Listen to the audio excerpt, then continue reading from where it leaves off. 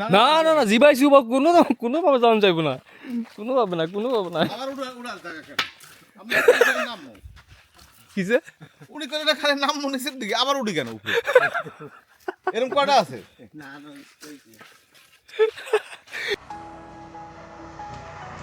শুভ সকাল মুসাফিরের তরফ থেকে আমরা আছি শ্রীমঙ্গলে একটু সামনেই লাউয়াছড়া আমাদের গন্তব্য হচ্ছে আদমপুর জঙ্গল সেখানে একটা মণিপুরি হোমস্টে আছে সেই মণিপুরি হোমস্টেতে আমরা স্টে করব দুপুরে মণিপুরি খাবার দাবার খাবো রাতের বেলা মণিপুরি খাবার দাবার যদি সেখানে কোনো কালচারাল প্রোগ্রাম আমরা দেখতে পারি অবশ্যই আমরা সেটা দেখাবো আপনাদেরকে সকাল 8:10 এখন আছি ভানুগাছ চৌমোহনী কমলগঞ্জ চায়ের বিরতি চা খাচ্ছি সকালবেলা রোদে দাঁড়ায় চা খাচ্ছি চা শেষ করে আমরা এখন যাচ্ছি কমলগঞ্জের দিকে কমলগঞ্জে আমরা থাকবো মণিপুরি হোমস্টেতে মণিপুরি হোমস্টে যাওয়ার যে রাস্তাটা সেটা খুবই সুন্দর দুই পাশে ক্ষেত অবশ্য শীতের দিনে এই যে ধানের ক্ষেতটা খুব একটা দেখা যায় না মানে ফসল কাটা হয়ে যায় তবে দূর দূরান্তে সবুজের সমারোহ সো আপনারা আপনাদের পার্সোনাল ভেহিকেল বা সিএনজি বাইক অটোরিকশা যোগে খুব সহজেই চলে আসতে পারবেন এই হোমস্টেতে আমরা এখন আছি রাজুদার হোমস্টেতে এই হোমস্টের টোটাল রুম সংখ্যা 3টা আমরা যে রুমটা ভাড়া নিয়েছি এই রুমটার ভাড়া 2000 টাকা এবং 3 বেলা খাবার খরচ পার পার্সন 1200 টাকা এখন একটু ফ্রেশ হয়ে চা খেয়ে নিয়ে যান আর পরে গিয়ে এসে দুপুরে খাওয়ার পরে এরপরে একটু রেস্ট নিয়ে গ্রাম ঘুরতে পারবেন ঠিক আছে প্রথমে যাবো আমরা এখন ডান্ডান কোম্পানির জায়গা আছে সামনে রবার বাগান হ্যাঁ রবার বাগান তো না রিজার্ভে যাবো রিজার্ভ আচ্ছা পাহাড় হ্যাঁ এরপরে জাঙ্গির মাজার আছে এখানে সামনে এখানে একজন পীর থাকতো ওই জায়গায় গিয়া বসতো গাছতলায় এখানে বাদে মাজার হয়েছে আমরা এখানে মণিপুরি আছে খালেসা আছে মুসলমান আছে খাইবাঙ্গাল আছে বাগানি আছে বাগানি কয়েক জাত আছে মণিপুরি একটু বেশি আছে সাইড করতে মণিপুরি পশ্চিম সাইড আর পূর্ব সাইড মুসলমান এই যে আইসি এখন মুসলমান পাড়া আমরা এখন আছি আদমপুর জঙ্গলে এই জঙ্গলটা এক সময় সেগুন গাছের জঙ্গল ছিল বিবিধ গাছের জঙ্গল ছিল তো তারপরে এইখানকার যে জমিগুলো আছে যা এই আদমপুর জঙ্গলের এটা বিভিন্ন মানুষকে সরকার তরফ থেকে লিজ দেওয়া হয় তারপর এখানে বাগান হয় এখন আমরা যে জায়গাটাতে দাঁড়িয়ে আছি এটা হচ্ছে রাবার বাগান তো রাবার বাগানের আপনার এই যে এখানে একটা কাটা দাগ দেখতে পাচ্ছেন এখান থেকে কষগুলো বের হয় কষগুলো বের হয়ে এরকম একটা পাত্র থাকে ইউজুয়ালি এরকম একটা পাত্র এখানে বাঁধা থাকলে এই পাত্রের মধ্যে আপনার এই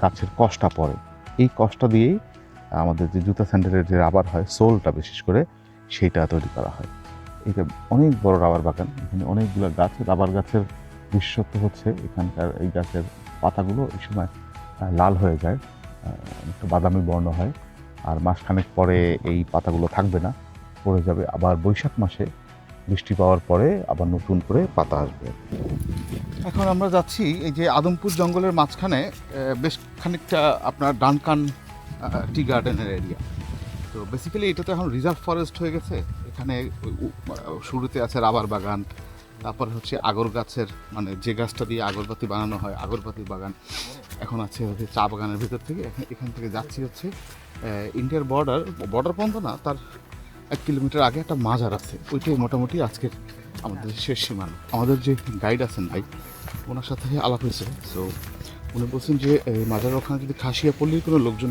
পাওয়া যায় তাহলে তাদের সাথে বর্ডারের কাছাকাছি পর্যন্ত যাওয়া যাইতে পারে ওরা মোটামুটি খুব কাছে যাইতে পারে বাট যদি কাউকে না পাওয়া যায় তাহলে আমরা ওই পর্যন্ত যাবো না বাট আমরা খুব এক্সাইটেড আমরা এখন যে গাছটার সাথে দাঁড়িয়ে আছি এটাকে বলে হচ্ছে আগর গাছ এই আদমপুর জঙ্গলে একটা বিশাল বাগান হচ্ছে এই আগর গাছের বাগান এটা যখন পাবলিকায়ন করার পরে মানে গভর্নমেন্ট থেকে যখন মানুষজন এই জায়গাগুলোকে লিজ নিচ্ছে তারপর থেকে তারা এই যে জঙ্গলের যে সমস্ত গাছ ছিল সেগুলো কেটে আবার এই যে আগর গাছ চাষ করছে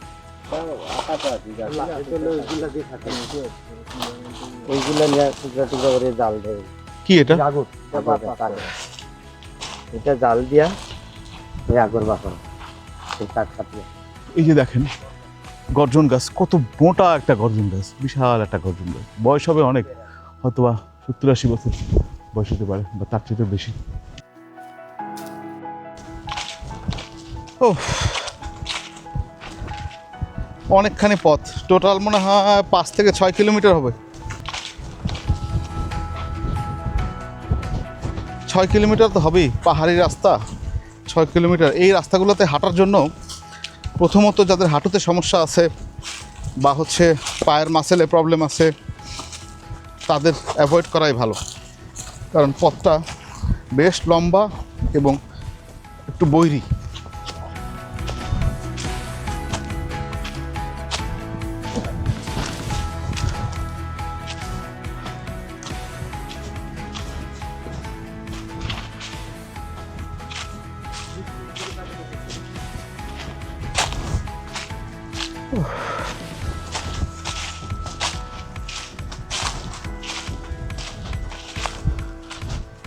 কোনটা?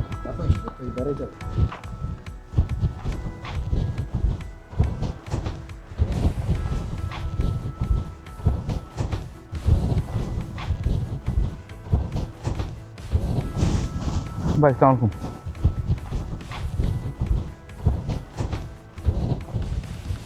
গুলি এগুলা রাবার আছে, রাবারের মধ্যে টানাইয়া এই বানরগুলারে মারে। আনাইলে ওইগুলা ফসলগুলা যে আছে, উড়ি আছে, লেচু আছে, আম আছে, কাঁঠাল আছে, এইগুলারে খাইলে ওইগুলা দিয়ে টানাইয়া মারে।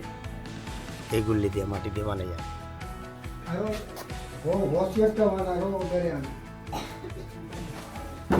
খুবই সুন্দর আপনাদের বাসা।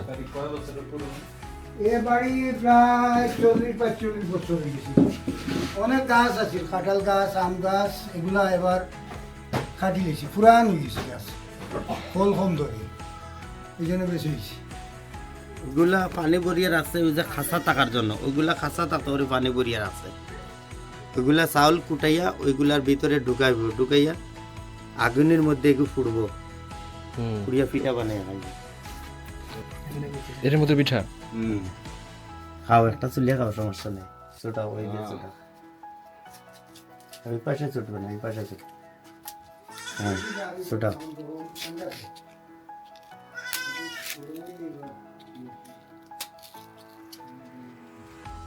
খাও, সমস্যা নেই।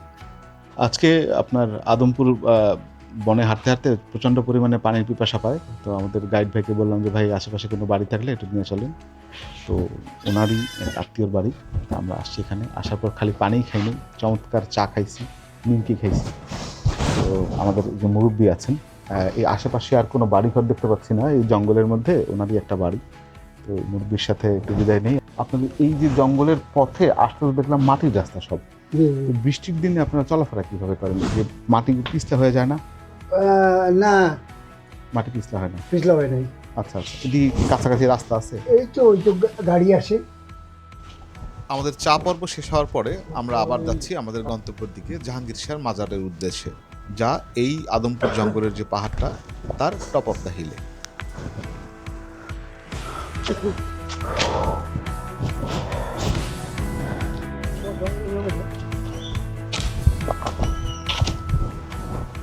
ওহ, সো টায়ারিং। অনেক উঁচা, অনেকখানি উঁচা। ইউজুয়ালি হাঁটাহাঁটি হয়তো লেভেল ল্যান্ডে, পাহাড়ি রাস্তা তো আর এতটা হাঁটাহাঁটি হয় না। সো বেশ ক্লান্ত, হাঁপাইতেছি, রেস্ট নিতেছি, ব্যাকের উপরে প্রেশার পড়ে। আপনি ট্রাভেলিংয়ের ক্ষেত্রে আগে থেকে একটু প্র্যাকটিস করে নিতে হয় বাসায় বা জিমে, তাইলে কষ্টটা কম হয়।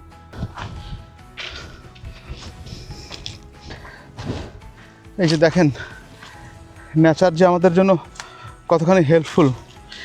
শিকড়, গাছের শিকড় সিঁড়ি হয়ে গেছে, খুব সহজেই এটাকে গ্রিপ করে আপনি উপরের দিকে উঠতে পারবেন। অথচ আমরা নেচারের জন্য কি করি? কিছুই করি না, বরঞ্চ নেচার যাতে নষ্ট হয়ে যায়, তার ভারসাম্য যাতে নষ্ট হয়ে যায় সেই ধরনের কাজই করি। পলিথিনের যত্রতত্র ব্যবহার, ঠিকমতো প্ল্যান্টেশন না লাগানো, গাছ কেটে ফেলা, এই কাজগুলোই আমরা করি। আর আজকে দেখেন গাছের শিকড় কিছু সুন্দর সিঁড়ি হয়ে মানুষকে পথ দেখাচ্ছে। আমরা চলে আসছি মাজার, এটা একদম টপ অফ দ্য হিল মাজারটা। এইটা সমুদ্রপৃষ্ঠ থেকে কতখানি উপরে তার স্পষ্ট কোনো রিডিং জানা নেই, তবে লেভেল ল্যান্ড থেকে 6 কিলোমিটারের মতো। তবে প্রথম দিকের হাঁটাটা যতটা কষ্টকর না, চা বাগান আছে, অল্প কিছু পাহাড় আছে, লাস্টের 2-2.5 কিলোমিটার অনেক টায়ারিং, পুরোটাই উপরে উঠতে হয়, কোনো নিচে নামার কোনো জায়গা নেই, পুরোটাই উপরে একবারে, এবং খাড়া, সময় লাগছে অনেক। সবচেয়ে বড় কথা হচ্ছে যাদের এক্সারসাইজ করার প্র্যাকটিস নেই, আমরা যারা শহরে লাইফ লিড করি, অলস জীবনযাপন করি, তাদের জন্য আরও বেশি কষ্ট। But it's a good lesson যে জীবনের যে জীবন ধারণের স্টাইল এটা চেঞ্জ করতে হবে যদি এই সুন্দর পৃথিবীকে আর সুন্দরভাবে দেখতে চাই।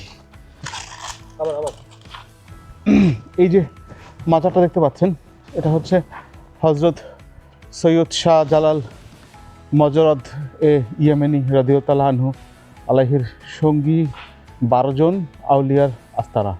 এখানে 12 জন ওনারা একসাথে আছেন, যিনি পীর ছিলেন, তার সাথে তার 12 জন সঙ্গী, অনেক উপরে। তো সিলেট অঞ্চলের অন্যান্য যে সমস্ত মাজার আছে বা সেগুলো উপরে, শাহপরান রাদিয়াল্লাহু মাজারও বেশ খানিকটা উপরে, পাহাড়ের উপরে।